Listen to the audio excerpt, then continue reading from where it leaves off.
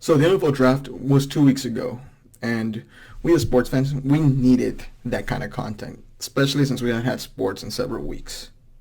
The NFL draft, in my opinion, has always been a great time because it gives us fans hope.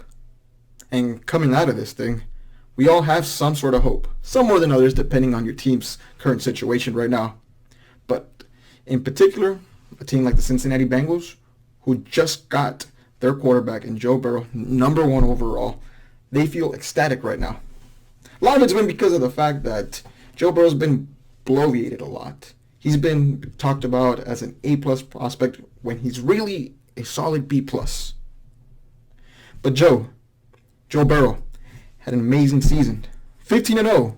They thrashed several top 25 teams.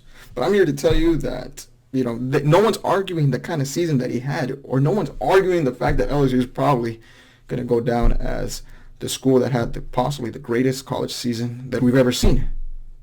No. I'm arguing you Joe Burrow as a prospect, okay? The fact that Joe Burrow has been compared to the likes of Tom Brady, Joe Montana, Peyton Manning, to me is just an absolute nonsense right now, okay? What's crazier to me is that last week Mel Kiper Jr. won on a show on ESPN, I believe, and he came out and he said that Joe Burrow is a way better prospect than Trevor Lawrence. If Trevor had gone in this year's draft, he'd go number 2 behind Joe Burrow. And what's his reasoning behind this? Oh yeah, right. It's because Joe Burrow beat Trevor in a head-to-head matchup. A 23-year-old with a better team went out there against a 19-year-old and just beat him. Great. It happens, right? But here's the thing, though, that people aren't reading into this, okay? Joe Burrow and Trevor Lawrence are two completely different prospects. One's a B+, one's an A+, okay?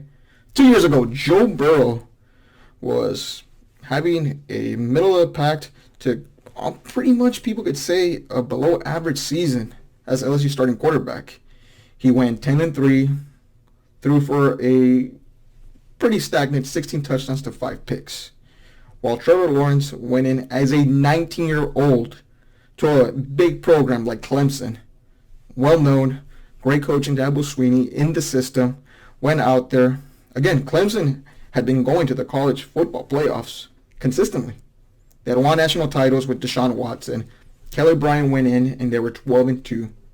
And the fact that Trevor Lawrence, as a 19-year-old, went into the season and pretty much forced Dabo's hands into benching Kelly Bryant and saying, hey, man, Kelly, you're good. 12-2 with you last year. We went to the playoffs, but this 19-year-old's better. This 19-year-old's better than you right now. And he gives us the best chance to win. Again, it's not like Kelly Bryant was having a losing season, but just Trevor Lawrence and Trevor in general is just that great of a prospect. Came in there and never turned back.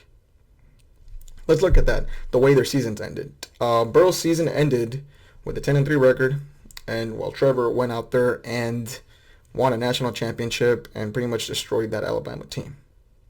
Joe Burrow, this coming season though, went on to have 60 touchdown passes, while Trevor had, 36-8. And I'm looking over here at my notes with this when it comes to this stuff right now. This is actual stuff.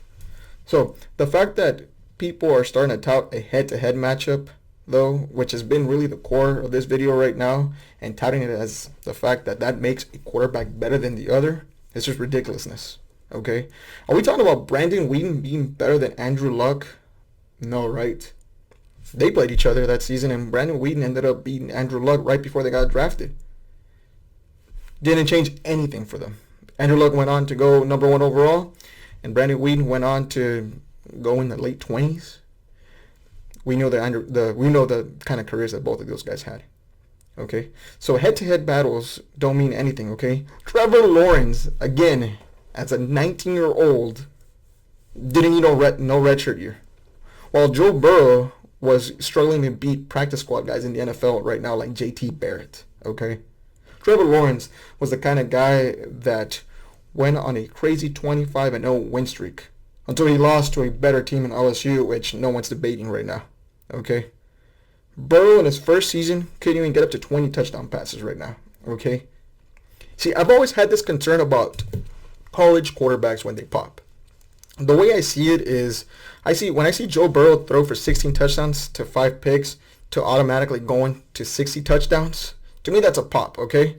And from what we've seen is college quarterbacks that pop off as seniors don't have a lot of success in the NFL, okay? I mean, what did you really think about Jamarcus Russell? Ask yourself that. What did you really think of guys like Jason Campbell or J.P. Lossman? If you're watching this video right now, you probably never even heard of some of those guys, okay?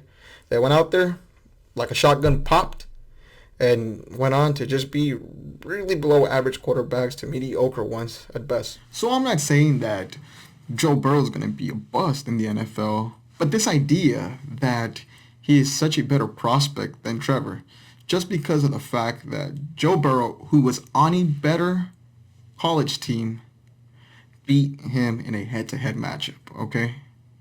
Come on.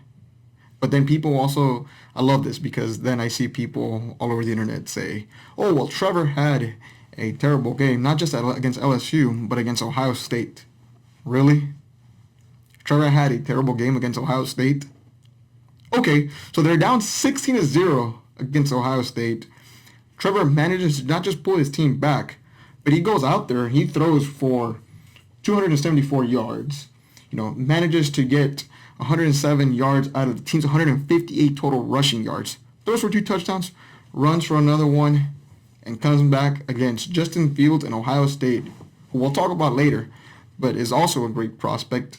Possibly even a better one, without a doubt, a better one than Joe Burrow. Went out there, beat him 29-23, okay? Y'all think that's a terrible performance? Y'all think that that's him struggling? I've seen Joe Burrow struggle all full season already, okay? And Trevor has 1-2 bad games and people want to crucify the guy? Come on, people, okay? Joe Burrow was on a team who was significantly better than Clemson. Joe Burrow was on a team that had 20 players signed in the NFL.